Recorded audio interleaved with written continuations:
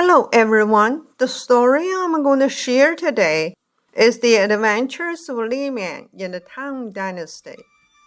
During the Kaiyuan period of Emperor Tang Xuanzong's reign, Mian completed his official tenure and went boating on Bian River to the east. He wanted to tour Yangzhou. On the way, he passed Sui Yang city and met an elderly Persian on crutches, hurrying after him while speaking in poor Chinese. "I am a foreigner wandering about. I feel seriously ill and don't have much time left, but I want to go to Yangzhou. Still, I am worried that I will die on the way. But I heard you are a person with high virtue. Please help bring me to Yangzhou." Mian sympathized with the poor man and was almost moved to tears by his request. He loved the man on his boat and rent him in the rear quarters, even asking his servant to deliver him food.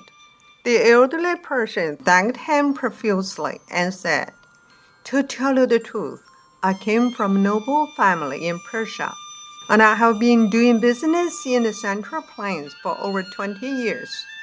I have 3 sons at home who will come looking for me."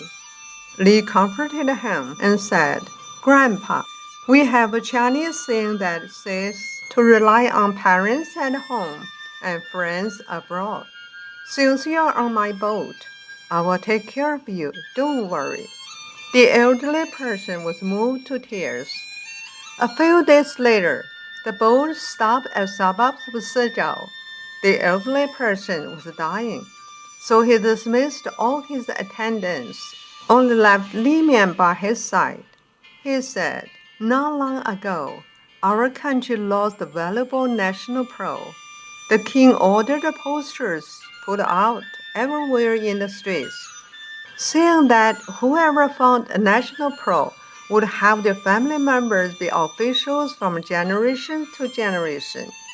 I feel it was pity to lose this valuable national pearl and coveted the glory of being a high official. Thus, I left my home to head for the Central Plains to look for the pearl. Recently, I found the pearl and was preparing to bring it back to my country.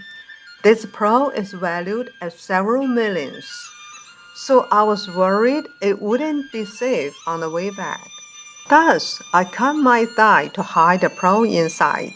Unexpectedly, I was infected by disease and will die soon." How sad it is when I mention this. Thank you for all your care. In order to show my thanks, I will give this pearl to you." Having said that, the elderly exhausted his efforts to put out a knife and cut his thigh open.